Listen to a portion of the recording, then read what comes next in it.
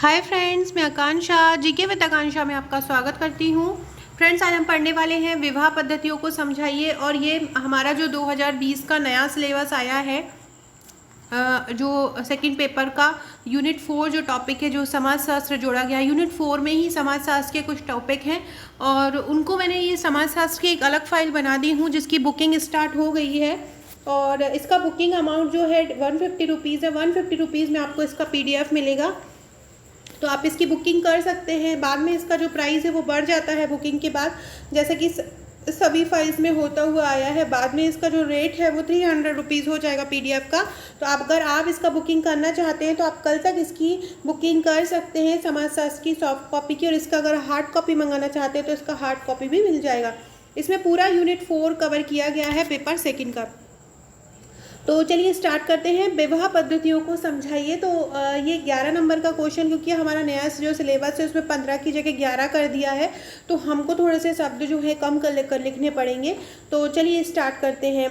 इसके पहले ये जो सिलेबस था, ये जो क्वेश्चन था वो हमारे सिलेबस में नहीं था।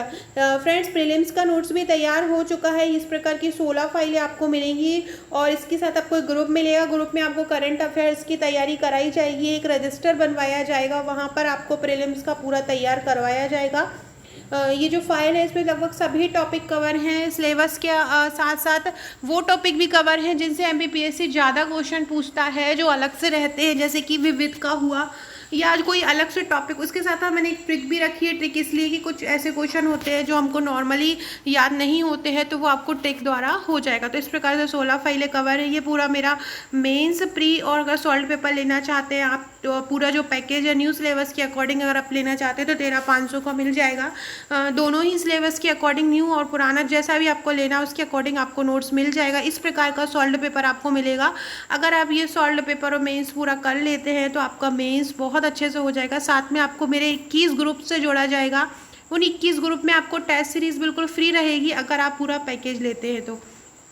साथ में आपकी तैयारी भी, रोज़ आंसर राइटिंग कराई जाएगी, अलग अलग अच्छे अच्छे आंसर्स दिए जाएंगे जो एग्ज़ाम के लिए बहुत ज़्यादा महत्वपूर्ण है। तो देखिए, विवाह पद्धति एक समाजशास्त्र में एक मुख्य टॉपिक दिया गया है। तो विवाह पद्धति मतलब हमारा जो समाज है उसमें विवाह के कितने प्रकारों का उल्लेख किया गया है। तो जो मनुस्मृतियाँ हैं, मनुस्मृति में विवाह के 8 प्रकारों का उल्लेख किया है। फ्रेंड्स, ये जो विवाह के मैंने प्रकार लिखे हैं ये आपको 3 नंबर में अलग से भी और आ सकते नहीं, एक ना एक विवाह 3 नंबर में पूछेंगे जरूर ही वो आपसे। तो आपको अगर आप पूरा कर लेंगे तो आपका 3 नंबर भी बहुत आसानी से बन जाएगा। अगर आपसे यही 5 नंबर में पूछते हैं तो आपको केवल इनके प्रकार लिख देना है, इनके अंदर की डिटेल नहीं लिखना है। तो मनुस्मृति में विवाह के 8 प्रकारों का उल्लेख किया है, जो इस प्रकार है। जैसे कि पहला है ब्रह्म विवाह।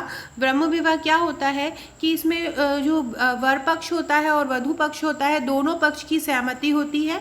और ब्रह्म विवाह जो होता है वो समान वर्ण में होता है, समान वर्ग में होता है, समान जातियों में होता है। तो दोनों पक्ष की, जैसे कि आज का जो हमारा अरेंज मैरिज है वो ब्रह्म विवाह ही कहलाएगा। तो दोनों पक्ष की सहमति से समान वर्ग में सुयोग्य वर से कन्या का विवाह जो निश्चित कर देना ब्रह्म विवाह कहलाता है। इसमें कन्या का मूल्य दिया जाता है, जैसे कि हमारे यहाँ दहेज प्रथा है। तो ब्रह्म विवाह कौन सा होता है? दोनों पक्ष की सहमति से जो होता है, समान वर्ग में होता है, सुयोग्य वर से होता है, इसमें कन्या का मूल्य दिया जाता है। सेकेंड है देव विवाह। नाम से ही समझ में आ रहा है देव विवाह है, कोई अच्छा ही विवाह होगा। तो क्या होता है कि कोई काम, जैसे कि कोई धार्मिक अनुष्ठान हो रहा हो तो उसमें अपनी कुछ धार्मिक कार्य के द्वारा अपनी कन्या को दान में दे रहे हैं, इसलिए उसको देव विवाह कहते हैं। देव विवाह मतलब भगवान से रिलेटेड है। तो धार्मिक अनुष्ठान में कोई काम हो रहा है तो उसमें हम जब कन्या का दान देते हैं तो वो देव विवाह कहलाता है।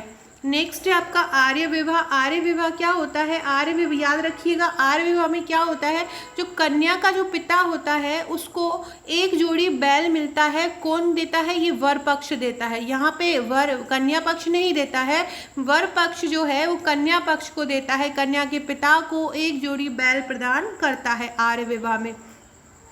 नेक्स्ट है प्रजापत्य विवाह। क्या होता है प्रजापत्य विवाह? बिना लेन देन के योग्य वर से विवाह। बिना ही लेन देन के अगर योग्य वर से विवाह हो जाता है तो उसको प्रजापत्य विवाह बोलते हैं। इसमें कन्या की सहमति नहीं होती है। तो प्रजापत्य विवाह कौन सा होता है? बिना लेन देन के जो विवाह होता है वो प्रजापत्य विवाह होता है। गंधर्व विवाह कौन सा होता है? प्रेम संबंधों के आधार पर जो विवाह होता है, जैसा कि आजकल का लव मैरिज है, वो गंधर्व विवाह हो जाएगा। इसमें आप एग्जाम्पल लिख सकते हैं, जैसे दुष्यंत शकुंतला का विवाह। तो परिवार वालों की सहमति के विवाह होता है, बिना होता है, उसको गंधर्व विवाह बोलते हैं। नेक्स्ट है असुर विवाह। फ्रेंड्स, आप हमारे व्हाट्सएप ग्रुप से जुड़ सकते हैं। उसकी व्हाट्सएप ग्रुप और टेलीग्राम ग्रुप की लिंक नीचे डिस्क्रिप्शन में आपको मिल जाएगी। असुर विवाह क्या होता है? तो असुर विवाह क्या होता है? कन्या को उसके माता पिता से खरीद लिया जाता है। यह निकृष्ट माना जाता है, मतलब अच्छा नहीं माना जाता। राजा दशरथ और कैकेयी का विवाह इसी प्रकार का है। तो कन्या को उसके माता पिता से खरीद लिया जाता है, उसको हम असुर विवाह बोलते हैं। नेक्स्ट है राक्षस विवाह। राक्षस विवाह में क्या होता है? कन्या की सहमति के बिना उसका अपहरण करके जबरदस्ती विवाह कर लेना। कन्या का सहमति के बिना उसका अपहरण करके जबरदस्ती विवाह कर लेना क्या होता है? राक्षस विवाह कहलाता है। ये किसके मेनली क्या होता है? जो पराजित राजा होता है उसकी पुत्री, बहन या पत्नी के साथ जबरदस्ती विवाह कर लिया जाता है, उसको हम राक्षस विवाह बोलते हैं। लास्ट विवाह है पिशाच विवाह। पिशाच विवाह होता है जो विश्वासघात के द्वारा होता है, जैसे कि किसी सोते हुए स्त्री को या कोई मतलब बेहोश स्त्री के साथ विश्वासघात द्वारा विवाह कर लिया जाए, तो उसको हम पिशाच विवाह बोलते हैं। अब हम निष्कर्ष लिखेंगे कि स्मृति में प्रथम 4 विवाह को प्रशंसनीय माना गया है तथा जो अंतिम 4 है उनको 4 निंदनीय माना है। असुर विवाह वैश्य और शूद्र में होता है, जबकि गंधर्व विवाह क्षत्रियों में होता है।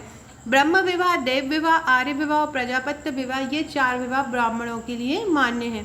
तो इस प्रकार से हमने फ्रेंड्स ये विवाह की पद्धतियों को लिखा। ये बहुत ही इंपॉर्टेंट क्वेश्चन है, आपका अलग से टॉपिक दिया हुआ है जो नया सिलेबस है उसमें, तो आपको ये अच्छे से कर लेना। अगर आप हमारे साथ के नोट्स लेना चाहते हैं तो 150 रुपये में इसका बुकिंग कर सकते हैं। Okay friends, thank you.